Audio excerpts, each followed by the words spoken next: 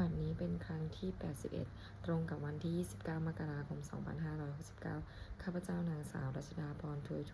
ขอเปล่งวาจาสาธยายพุทธมนต์ถวายเป็นพุทธบูชา ธรรมบูชา สังฆบูชา และเป็นอาจาริยบูชาแด่องค์พระคัมภติเถระเจ้า องค์หลวงปู่สำเร็จล้น หลวงปู่บุญเดช หลวงปู่ศิลา ตลอดทั้งครูบาอาจารย์ผู้เป็นเจ้าของวิชาจินดามณี ขอเทวดาเจ้าทั้งหลายโปรดจงมาอนุโมทนาในการสวดสาธยายของข้าพเจ้านี้ ขออนุภาพคุณพระรัตนตรัยครูบาอาจารย์และเทวดาทั้งหลายโปรดจงบันดาลให้จิตของข้าพเจ้าเป็นสมาธิอันควรแก่การสวดสาธยายมนต์ต่อไปบทสวดชุมนุมเทวดาสามันตาจักรวาเลสุอันตรากัจฉันตุเทวตาสัทธมังมุนิราชาสัสสุนันตุสักขาโมกทังสเคกาเมจารุเปเกริสิการัตเทจันตาริเควิมาเนทิเปรเทจักขาเมตาลุวานาคาหานิเคหาวัตถุมหิเขเตปุมาจายันตุเทวาชาราธาราวิสะเมยะขันคันทัพพะนาคาตินหันตาสันติเกยังมุนิวาราวาจานังสาธุเมสุนันตุธรรมะสวานการุอายัมปทันตาธรรมะสวานการุอายัมปทันตาธรรมะสวานการุอายัมปทันตา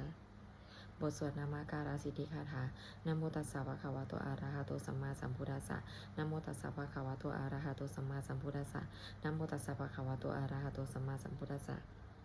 บทสวดสัจจกิริยาคาถานาทีเมสรนังอัญญังพุทโธเมสรนังวรังเอเตนะสัจจาวเชนะโสทิเมโหตุสัพพทานาทีเมสรนังอัญญังธัมโมเมสรนังวรังเอเตนะสัจจาวเชนะโสทิเมโหตุสัพพทานาทีเมสรนังอัญญังสังโฆเมสรนังวรังเอเตนะสัจจาวเชนะโสทิเมโหตุสัพพทา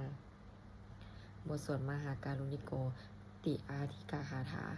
มหาการุณิโกนาโถอาทายาสัพพะปานินางปุเรตวะปารมีสัพพะปโตสัมโพธิมุตตมังเอเตนะสัจจวัชเชนะมาโหตุสัพพุปทวามหาการุณิโกนาโถหิตายาสัพพะปานินางปุเรตวะปารมีสัพพะปโตสัมโพธิมุตตมังเอเตนะสัจจวัชเชนะมาโหตุสัพพุปทวามหาการุณิโกนาโถสุขายาสัพพะปานินางปุเรตวะปารมีสัพพะปโตสัมโพธิมุตตมังเอเตนะสัจจวัชเชนะมาโหตุสัพพุปทวาบทสวดมหาสมัยสูตรเอวเมสุตังเอกังสามายังภาควะสเกสุวิหารติกาปิลาวัตุสมิงมหาวเนมหาตาภิกขุสังเคนะสัตถิงปัญจามาเตหิภิกขุสัตเตหิสัพเพหิวะอรหันติหิทัสสหิจาโลกาธาตุหิเทวตาเยปุเยนะสันนิปติตาโหติภาคาวันตังทัสสนายะภิกขุสังคัญจะอาทาโกจตุนังสุทาวาสกายิกานังเทวนาเอตทังโหสิอายังโกภะคะวะสเกสุวิหารติกาปิลาวัตุสมิงมหาวเนมหาตาภิกขุสังเคนะสัทถิงปัจจามาเตหิภิกขุสัตเตหิสัพเพหิวะอรหันเตหิทัสสหิจาโรกาธาตุหิเทวตาเยปุเยนะสันนิปติตาโหติภาคาวันตังทัสสนายาภิกขุสังคัญจะยนนามายาปีนะภาคะวะเตนุปัสสังกมยามะอุปสังกมิตวะภาคะวะโตสันติเกปัจเจกคาถาภาเสยมาติอาทาโกตาเทวตาเสยถาปีนามะภาระปุริโสสัมมันทิตังวะปะหังปัสสารยะปัสสาริตังวะปะหังสัมมิเชยะเอวะเมวะสุทาเวเสสุเทเวสุอันตาราหิตาภาคะวะโตปุระโตปะตุระหังสุอาราโกตาเทวตาภาคาวันตังอภิวาเทตวะเอกามันตังอาหังสุเอกามันตังทิตาโคเอกาเทวตาภาคาวะโตสันติเกเอมังคาทังอาภาสิมหาสมัยโยปวานาสมิเทวากายาสมาคตาอาคาตมหาอิมังหมัสมัยังทากิตาเยวะอปาราชิตสังคันติอาราโกอปาราเทวตาภาคาวะโตสันติเกเอมังคาทังอาภาสิตตาลาภิกขโวสมาทาหังสุติตังอัตโนโอชุกมังกังสุสาราติวะเนตานิคาเฮตาวะอิทิยานิรักขันติปันทิตาติอาราโกอปาราเทวตาภาคาวะโตสันติเกเอมังคาทังอาภาสิเชตวะกีรังเชตวะปาลิคังอินทากีรังองหัจจามามิชาเตจารันติสุทาวิมานาจักขุมาตาสุทันตาสุสุนาคาติอาราโกอปาราเทวตาภาคาวะโตสันติเกเอมังคาทังอาภาสิเยเกจิพุทธังสารนังคาตาเสนาเตคามิสติอปายภูมิปหายามนุสังเทหังเทวากายังบริปุเรสันติติอาหาโคปาคาวะภิกขุอามันเตสิเยปุเยนะภิกขเวทัสสสุโลกธาตุสุเทวตาสนิปติตาหุนติตถาคตังทัสสนยภิกขุสังคัญจะเยปิเตภิกขเวอเหสุงอติตามาทานังอรหันตุสัมมาสัมพุทธาเตสัมปิภาคาวันตานังเอตปรามยวะเทวตาสนิปติตาอเหสุงเสยถาปีไมหังเอตาระหิเยปิเตภิกขเวภวิสันติอนาคตามาทานังอรหันตุสัมมาสัมพุทธาเตสัมปิภาคาวันตานังเอตปรามยวะเทวตาสนิปติตาภวิสันติส ยหะปีไมหังอิตารังอาจิคิสามิภิกขเวเทวกายานังนามานิกิตายิสามิภิกขเวเทวกายานังนามานิเทศิสามิภิกขเวเทวกายานังนามานิตังสุนาถาสาธุกรรมนาสิกาโรธาภาสิสเมติเอวะพันเตติโคภิกขุภะคะวะโตปัจจสสมภะคะวะเอตทะโวจะสิโลกามานุกัสสามิยะถาภูมาตทัสสิตาเยสิตาคิริคปะนาปะหิตตาสมาหิตาปุถุสีหาวาสลีนาโลมาหะหังสาพิสัมพุโนโอทาตมานาสสุทาวิปัสสนามนาวิลาพิญโยปัญจสเตยตวาวาเนกับปิลาวะทเวตโตอามันตยิสัทธาสาวเกสาสเนรเตเทวากายาอภินกตาเตวิชนาถภิกขโวเตจะอาตัปปมังกลุงสุตวาพุทธะศาสนาเตสัมปตุราหุยนาอมานุสานาทัสนาอเปเก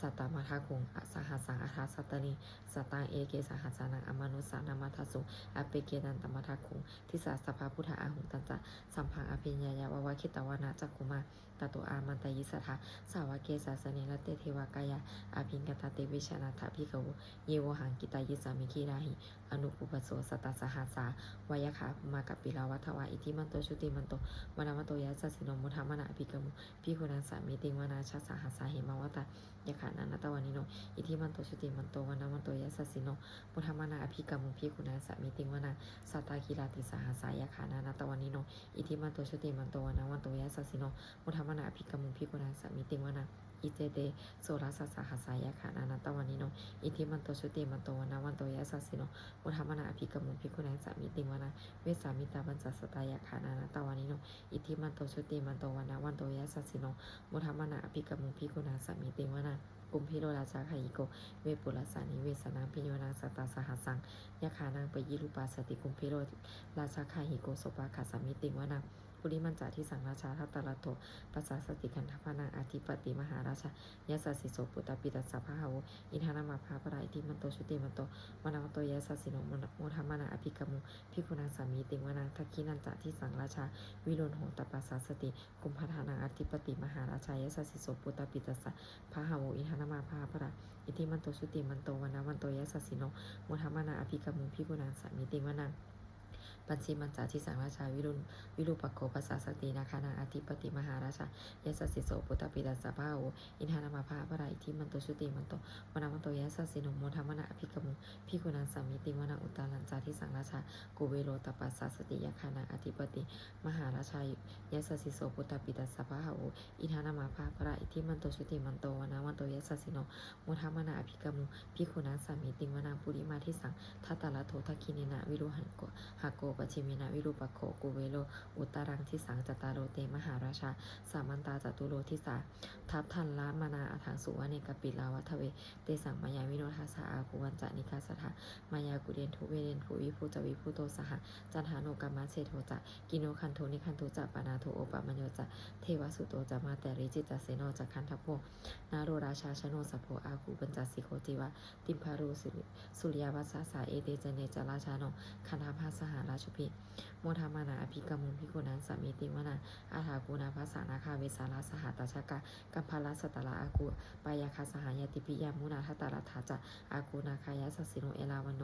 มหานาโคโสปาคาสมิติวนายีนาคาราเชสหัสาหานันติทิพาทิชาปคิวิสุทธจักขุเวหายาสาเตวานามาฉาปตาติตาราสุปันนาอิติเตสานามาอภายันตาทานาคาราชานามาสิสุปันนาโตเขมามากาสิพุทโธสนาหิวาจาหิอุปาวะหายันตานาคาสุปนาสารานะมากังสุพุทธังชิตาวชิลหัตเทนะสามุทังอสุราทิตาภาตโรวาสวัสเสเตอิทิมันโตยัสสสิโนการากัญชามหาพิสมาอสุราธานาวิขานาสาเวปติติสุติติจาปหาราโทนมูจิสหัสตันจาภริปุตตานังสัพเพเวโรจานามากาสันนายหิตวาภาริงเสนาราหุพัทหามุปาขามุสัมมาโยธานิพันธันเตภิกขุนาสามิติงวนังอาโปตเทวาปทาวิจัตเตโชวายโยตถาคามุงวารุณาวารุณาเทวาโสโมจยสัสสะสหมิตากานุนากายิกาอาคุเทวายสัสสิโนทัสสิเอทัสสดากายาสเพนานะตวานิโนอิติมันโตชุติมันโตวนามันโตยัสสสิโนโมทัมมานาอภิกรรมุภิกขุนาสามิติงวนาเวนทุจัตเทวาสหาลิจาอาสามาจ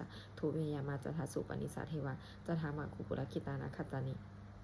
จันทามาคุปุรคิตาสุริยสุปนิสาเทวาสุริยมาคุปุรคิตานาคตานิปุรคิตวาอาคูมันทละวาหากาวาสุนังวาเสโป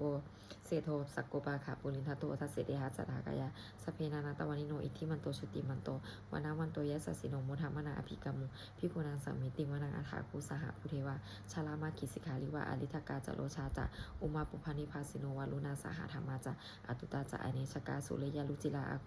คูวาเสเนสิโนทัสเสเดหะสัทธากายาสเพนานาตวานิโนอิทิมันโตชุติมันโตวนามันโตยะสสิโนมุธรรมนาอภิกามุพิกุนังสัมมิติวนาสัมมานามหาสัมมานามนุสามนุสุตตมาคิทาปตุสิกาอาคูมโนปตุสิกาอาราคูหารโยเทวาเยจโลหิตวาสิโนปาราคามหาปาราคาอาคูเทวายะสสิโนทัสสิเดหะสัทธากายา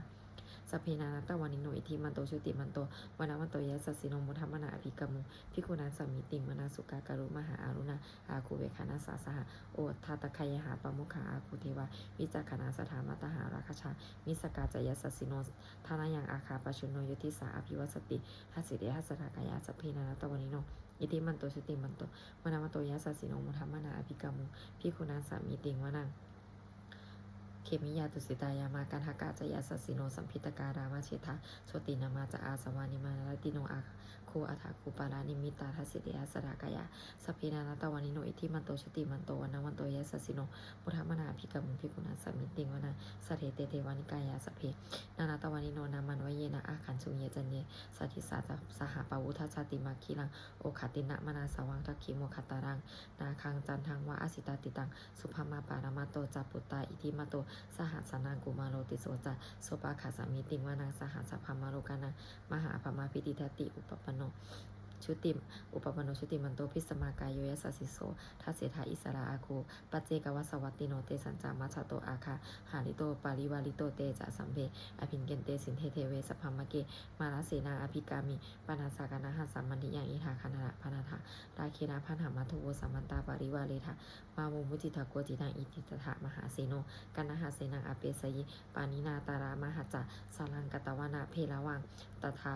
ยะถาปวุสโกเมโคธนายันโตสวิสุโกตถาโสปตุปัทวัตติสังคุโตอัสยังวเสตันจาสัมพังอภิญญายาวาวาคิตวนาจักกุมาตโตอามันตยิสระสาวเกสาสเนลเตมานาเสนาอภินกันตะเตวิชานาถาภิกโวเตตะอัตตปมังกลุงสุตวาพุทธศาสนาวิตาลาคีหิปกามุงเนสังโลมัมปีอินชยุสัพเพวิชิตสังขามาพยาติตายะสัสสิโนโมทันติสหปุเตหิสาวกาเตชเนสุตติบทสวดจุลชยปารากรนะโมเมพุทธเตชะสารัตนาตยธรรมิกาเตชะปสิทธิปสิเทวานารายะปาราสุปาราเมสุลาสันสิทธิพระมาจะอินทาจะอินทาจาตุโรกาคัมภีรากากาสมุททาภูตุงคังคาจะพระมาชยประสิทธิภาวันตุเตชยธารณีอุทัทีนาทีชยขะคนละตนละนิสัยนิลายสายเสนาเมรุราชชาพลนาราชีชยคัมภีรสมพีนาเคนธานาคีปีศาจปูตากาเรชยทุนิมิตาโลคีชยสิงกีสุธาธานามุขชาชยวารุณนามุขสาตาชยจำปาธิขนาคากุลาคันทกชยคัชกลนาตุรงสุการาภูชงสีหพยาคติปาชยวารุณนามุขยาตาชิตาเสนาดีปูนาสุทธินารดีชยสุขาชีวีชยธารณีตเรสธาสุชยธารณีสัตตินสตาชยมังกรารัญญาภวัตเคชยวารุณยเคชยลัคเสสุราปูชาเตชาชยพระมเมธาคณาชยราชาธิราชสัจชัยชยปัทวิงสัพพังชยอรหันตาปัจเจกับพุทธาสาวังชยมเหสุโรหโรหานินเทวะชยพมาสุรโกชยนาโควิรุณหโกวิรุปโกจันทีมารวีอินโทจะเวนาเตโยจะโกเวโรวาลุโนปิจะอิคิวายโยจะปาชุนโหวะกุมารโรทัตตารัฐาโกอัฏฐาวาสะมหาเทวาสิทธิตาปัสสะอาทโยอิสิโนสาวกาสัพพาชยาราโมภาวันตุเตชยธรรมโมจะสังโกจะทาสาปาโรจะชยากังเอเตนะชยเตเชนะชยโสติภาวันตุเตเอเตนะพุทธาเตเชนะโหตุเตชยมังคารังชยโยปิพุทธาสสิริมาโตอายังมารัสสะตาปาปิมาโตปาราชโยโคสยามโพธิมันเทปโมทิตาชยตถาพระมาคานามเหสิโนชยโยปิพุทธาสสิริมาโตอายังมารัสสะตาปาปิมาโตปาราชโยโคสยามโพธิมันเทปโมทิตาชยตถาอินทาคานามเห สิโนชัยโยปิพุทธัสสะสิริมาโตอายังมาลัสสะจาปาปิมาโตปาราชโยอุโคสยัมโพธิมันเตปโมทิตาชยตถาเทวคณามเหสิโนชัยโยปิพุทธัสสะสิริมาโตอายังมาลัสสะจาปาปิมาโตปาราชโยอุโคสยัมโพธิมันเตปโมทิตาชยตถาสุปันนาคานามาเหสิโนชัยโยปิพุทธัสสะสิริมาโตอายังมาลัสสะจาปาปิมาโตปาราชโยอุโคสยัมโพธิมันเตปโมทิตาชยตถานาคาคานามเหสิโนชัยโยปิพุทธัสสะสิริมาโตอายังมาลัสสะจาปาปิมาโตปาราชโยอุโคสยัมโพธิมันเทปโมทิตาชยตถาพมคานามเหสิโนชัยยันโตโพธิยามุเลสกยานังนันทิวัฒโนเอวังตวังวิชโยโหหิชยสุชยมังคะเรอปาราชิตาปาลังเกเสเสปทาวิโปกาเรอภิเสเกสปะพุทธานังอาคาปโตปโมทัตติสุนัขตังสุมังคารังสุปภตังสุโหติตังสุคโนสุมุโหโตตสุยิถังพระมาจาริสุปทักกินังกายกรรมังวาจากรรมังปทักกินังมโนกรรมังปนะปณิทิเตปทักกินานิกตาวานาราพันตันเตปทักกิเนเตอัฏฐารัฐาสุกิตาวิรุณหาพุทธศาสนีอโรคาสุกิตาโหทัสสหาสเพหิยาติภิสุนันตุพนโตเยเทวาอาสมิงธานิอธิคัตตาธิคายุกาสถาหนตุสุกิตาหนตุสัพพทาราขันตุสัพพสัตตานังราขันตุชินะศาสนังยากาจิปัฏฐานาเตสังสัพเพปุเรนตุมโนลาถายุตตการเรปวัสสันตุวัสสังวัสสาวาราหาการโรคาจุปัฏฐาวาเตสังนิวาเรนตุจะสัมปทายากาสุขังจิตตสุขังอรหันตุยะถาระหังบทสวดธรรมานิยามาสุตังเอวเมสุตังเอกังสามายังภะคะวะสาวัทิยังวิหารติเชตาวะเนอนาคปินติกัสสะอาราเมตตระโคภะคะวะภิกขุอามันเตสิภิกขโวติพระทันติเตพระทันเตติเตภิกขุภะคะวะโตปัจจสสมภะคะวะเอตถาวะจะอุปาทาวะภิกขเวตถาคตานังอนุปาทาวะตถาคตานังทิตาวะสาธาตุธรรมะทิตตาธรรมานิยามตาสเปสังขาราอนิจจติตังตถาคโตอภิสัมพุจติอภิสเมติอภิสัมพุชิตวะอภิสเมตวะอาจิคติเทเสติปัญญาเปติปัฏฐาเปติวิวารติวิภัชชติอุตตานิกรุนติสเปสังขาราอนิจจติอุปาทาวะภิกขเวตถาคตานังอนุปาทาวะตถาคตานังทิตาวะสาธาตุธรรมะทิตตาธรรมานิยามตาสเปสังขาราทุกขติตังตถาคโตอภิสัมพุชติอภิสเมติอภิสัมพุชิตวะอภิสเมตวะอาจิคติเทเสติปัญญาเปติปัฏฐาเปติวิวารติวิภัชชติอุตตานิกโรติสพเพสังขาราทุกขติอุปาทาวะภิกขเวตถาคตานังอนุปาทาวะตถาคตานังทิตาวาสาธาตุธรรมะทิตตาธรรมนิยามตาสพเพธรรมาอนัตตติตังตถาคโตอภิสัมพุชติอภิสเมติอภิสัมพุชิตวะอภิสเมตวะอาจิคติเทเสติปัญญาเปติปัฏฐาเปติวิวารติวิภัชชติอุตตานิกโรติสพเพธรรมาอนัตตติอิทัมมโวจะอัฏฐภควาอัตตมานาตาเตภิกขุภควะโตภาสิตังอภินันทุนติบทสวดภัทเถกรัตตคาถาอาติตังนานาวาขะเมยานาปาติกังเคอนาคตังบุคคลไม่ควรตามคิดถึงสิ่งที่ล่วงไปแล้วด้วยอาลัยและไม่พึงพะวงถึงสิ่งที่ยังไม่มาถึงยัตถาติตามมหินันตังอัปปนัญจะอนาคตังสิ่งเป็นอดีตก็ละไปแล้วสิ่งเป็นอนาคตก็ยังไม่มาถึงปัจจุบันนันจะโยธรรมังตถาวิปัสสติอสังหินังอสังกุปังตังวิถามานุภาโรหเยผู้ใดเห็นธรรมอันเกิดขึ้นเฉพาะหน้าในที่นั้นอย่างแจ่มแจ้งไม่งอนแงนขอนแคนเขาควรพอบคุณอาการเช่นนั้นไว้อาเฉวากิจามาตาปังโกชัญญามรณะสุเวความเพียรเป็นกิจที่ต้องทำวันนี้ใครจะรู้ความตายแม้พรุ่งนี้นาหิโนสังขารันเตนามหาเสเนนะมัจจุนาเพราะการพัดเพียรต่อมัจจุราชซึ่งมีเสนามากย่อมไม่มีสำหรับเราเอวังมิหาริมาตาปิงอโหรตามาตันทิตังเวภัทเทกรโตติสันโตอจิคเตมุนีผู้สงบย่อมกล่าวเรียกผู้มีความเพียรอยู่เช่นนั้นไม่เกียจคร้านทางกลางวันกลางคืนว่าผู้เป็นอยู่แม้เพียงราตรีเดียวก็น่าชมบทสวดธรรมาสังเวขาปัตตะเวคณะสัพเพสังขาราอนิจจาสังขารคือร่างกายจิตใจและรูปธรรมนามธรรมทั้งหมดทั้งสิ้นมันไม่เที่ยงเกิดขึ้นแล้วดับไปมีแล้วหายไปสัพเพสังขาราทุกขาสังขารคือร่างกายจิตใจและรูปธรรมนามธรรมทั้งหมดทั้งสิ้นมันเป็นทุกข์ทนยากเพราะเกิดขึ้นแล้วแก่เจ็บตายไปสัพเพธรรมาอนัตตาสิ่งทั้งหลายทั้งปวงทั้งที่เป็นสังขารและไม่ใช่สังขารทั้งหมดทั้งสิ้นไม่ใช่ตัวไม่ใช่ตนไม่ควรถือว่าของเราว่าตัวว่าตนของเราทุกวางชีวิตตั้งชีวิตเป็นของไม่ยั่งยืนทุกวางมรณะความตายเป็นของยั่งยืนอวสังมยามริตพังอันเราจะพึงตายเป็นแท้มรณะปริโยสานังมีชีวิตตังชีวิตของเราเป็นมีความตายเป็นที่สุดรอบชีวิตตังมีอนิยตังชีวิตของเราเป็นของไม่เที่ยงมรณะมีอนิยตังความตายของเราเป็นของเที่ยงวัตตะควรที่จะสังเวชอายังกายโยอจิรังร่างกายนี้ไม่ได้ตั้งอยู่นานอาเปตวิญญาโนคันปัสจากวิญญาณฉุนโทอันเขาทิ้งเสียแล้วอธิเสสติจากนอนทับปฐวิงซึ่งแผ่นดินกาลิงคาราอีวะประดุจดังว่าท่อนไม้และท่อนฟืนนิรถังหาประโยชน์มิได้อนิจจาวตาสังขาราสังขารทั้งหลายไม่เที่ยงหนออุปาทะ วายาธรรมิโนมีความเกิดขึ้นแล้วมีความเสื่อมไปเป็นธรรมดาอุปชิตวานิโรชันติขันเกิดขึ้นแล้วย่อมดับไปเตสังอุปสัมโมสุโขความเข้าไปสงบระงับสังขารทั้งหลายเป็นสุขอย่างยิ่งสัพเพสัตตามรันติจาสัตว์ทั้งหลายทั้งปวงกำลังตายอยู่มลิงสุจามลิสเลที่ตายแล้วและกำลังจะตายตเทวะหังมลิสามีเราก็จะตายอย่างนั้นเหมือนกันนาทิเมเอถาสังสโยความสงสัยในความตายนี้ย่อมไม่มีแก่เราเลยบทสวดเมตตายังกินจิกุสลังกัมมังสเปหิพัตเตหิกตังปุญญโนอนุโมทันตุสุนันตุปนโตเยเทวาอาสมิงธานิอธิคตาติกายุกาสัทธาหนตุสุกิตาหนตุทุกขาปมุจจันตุมาตาปิตาสุกิตาหนตุทุกขาปมุจจันตุสัพเพยติกาสุกิตาหนตุทุกขาปมุจจันตุสัพเพอายาตินาสุกิตาหนตุทุกขาปมุจจันตุสัพเพปิสาสัพเพยขาสัพเพปิตาสุกิตาหนตุทุกขาปมุจจันตุสัพเพอาจาริยุปชายาสุกิตาหนตุทุกขาปมุจจันตุสัพเพนาคตาสุกิตาหนตุทุกขาปมุจจันตุสัพเพเทวาสุกิตาหนตุทุกขาปมุจจันตุสัพเพสามีตังสามีชันตุโอบทสวดบูชาหลวงปู่ทวดนะโมโพธิสัตว์อาคันติมายาอิติภาควานะโมโพธิสัตว์อาคันติมายาอิติภาควานะโมโพธิสัตว์อาคันติมายาอิติภาควาบทสวดปฏิทานาคาถายาเทวตาสันติวิหาราวาสินีทุเปคาเรโพธิคาเรตาหิงตาธรรมะทาเนนะภาวันตุปูชิตาโสติงการุณเตถะวิหารามันทะเลเทระจามาชานาวากาจะพิเขาโมสารามิกาธานาปาติอุปาสกาคามาจเทสานิคามาจอิสราสัมปานาปุตาสุกิตาภาวันตุเตชาราผู้ชายเยปิจะอันทาสัมภาวะสังเสทาชาตาอัฏฐวุปปาติกานิญานิการธรรมวารามปกิจเตสัมเพปิทุกัสสะการุณตุสังขยาทาตุจีรังสตังธโมธรรมทาราจะปุคาราสังโฆโหตุสมัคโควะอัฏฐายะจะหิตายะจะอัมเหราคาตุสัทธโมสัพเพปิธรรมาจาริโนอุทิงสัมปาปุเนยามะสัมเพธรรมเมอริวปเวทิเตปัสสนาโหตุสัพเพปิปานิโนพุทธศาสเนสัมมาทาราปเวชันโตการเทวุปวัสสตุวุธิภาวายสัตตานังสามิทัง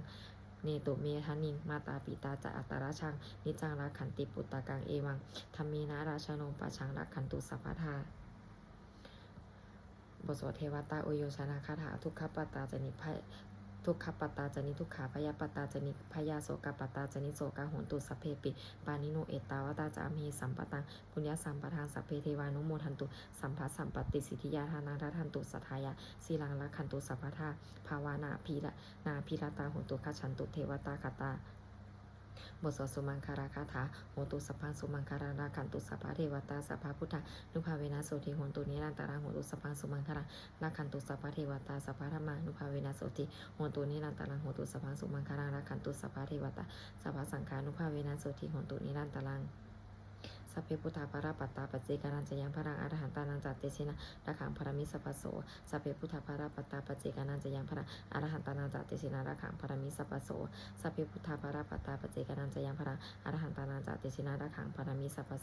สัพเพพุทธาภราปัตตาปัจเจการัญจยังพรังอรหันตานังจัตเตชินะระขังพรมิสัพพโสสัพเพพุทธาภราปัตตาปัจเจการัญจยังพรังอรหันตานังจัตเตชินะระขังพรมิสัพพโสสัพเพพุทธาภราปัตตาปัจเจการัญจยังพรังอรหันตานังจัตเตชินะระขังพรมิสัพพโสสัพเพพุทธาภราปัตตาปัจเจกานันจะยังพลังอรหันตานันจะเตชินาระขังพารามิสัพพโสสัพเพพุทธาภราปัตตาปัจเจกานันจะยังพลังอรหันตานันจะเตชินาระขังพารามิสัพพโสสัพเพพุทธาภราปัตตาปัจเจกานันจะยังพลังอรหันตานันจะเตชินาระขังพารามิสัพพโสสัพเพพุทธาภราปัตตาปัจเจกานันจะยังพลังอรหันตานันจะเตชินาระขังพารามิสัพพโสด้วยอำนาจแห่งบุญกุศลที่ข้าพเจ้าได้สวดสาธยายพระพุทธมนต์นี้ข้าพเจ้าขอน้อมเกล้าอุทิศถวายเป็นพระราชกุศลแด่สมเด็จพระนางเจ้าสิริกิติ์พระบรมราชินีนาถพระบรมราชชนนีพันปีหลวงผู้เสด็จสู่สวรรคาลัยขออานิสงส์แห่งบุญกุศลนี้จงเป็นสัพพสิริมงคลแก่ข้าพเจ้าให้แคล้วคลาดปลอดภัยจากทุกโศกโรคภัยอันตรายทั้งปวงให้มีแหล่งรายได้อันสุจริตมั่นคงเป็นสัมมาอาชีพอันชอบธรรมคำว่าไม่มีอดอยากยากจนขออย่าได้มีแก่ข้าพเจ้าขอให้ข้าพเจ้ามีสัมมาทิฏฐิตั้งมั่นในพระธรรมคำสอนแห่งองค์สมเด็จพระสัมมาสัมพุทธเจ้าดำรงอยู่ในความดีงามตลอดกาลและนานอีกทั้งขอเทพเทวดาทั้งหลายผู้ได้อนุโมทนาสาธุการในบุญกุศลนี้โปรดประสิทธิ์ประสาทพรน้อมส่งอนุภาพแห่งมงคลไปสู่วัตถุมงคลพระปิตายอดเศรษฐีทั้งฝ่ายไทยและฝ่ายลาวรวมถึงวัตถุมงคลทั้งปวงที่3สิ่งอำนวยได้จัดสร้างขึ้นให้เปรียบด้วยพุทธานุภาพเทวานุภาพและฤทธานุภาพอันศักดิ์สิทธิ์อำนวยผลให้เป็นสิริมงคลแก่ผู้ครอบครองและผู้ใช้ทุกประการเถิด